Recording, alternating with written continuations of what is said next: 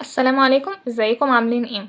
فيديو النهاردة هيكون حاجات اساسية في المذاكرة لازم نخلي بالنا منها ونعملها بعيدا عن النصايح التانية.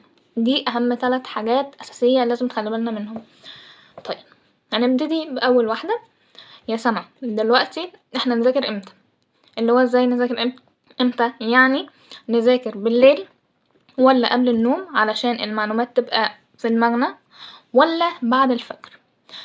انا كسما والدراسات العلمية اثبتتها اللي هو الوقت بعد الفجر. ليه؟ الوقت بعد الفجر من الساعة 6 للساعة 10 ده الوقت اللي بيبقى المخ فيه في قمة نشاطه والاستيعاب بتاعه، يعني ذكائك ونشاطك واستيعابك هيبقى من الساعة 6 للساعة 10 بعد الفجر بيرفكت. وتاني حاجة يا سما، نبتدي بالمادة الصعبة ولا السهلة؟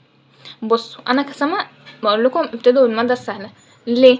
علشان المادة السهلة يعني هتخليكوا ان انتوا تستمروا في المذاكرة، يعني هتخليكوا ان انتوا يبقى ليكوا نفس ان انتوا تذاكروا. لكن لو بدأتوا بالمادة الصعبة هتتقفلوا. يعني المادة الصعبة اللي هو انا مش فاهماها، لا ما اعرفش ايه ده، مش قادره استوعبها، لا مش لا لا لا لا لا, لا. انا هسيب المذاكره ومش هذاكر، لا. نبتدي بالمادة السهلة والصعبة نخليها بعدها على طول.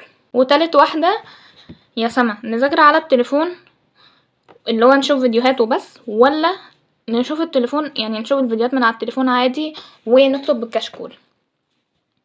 طبعا الكشكول يعني من غير كلام، عشان الكشكول وانت بتكتبي المعلومات هتثبت في دماغك وهتبقي عارفة ان انت كتبت ايه.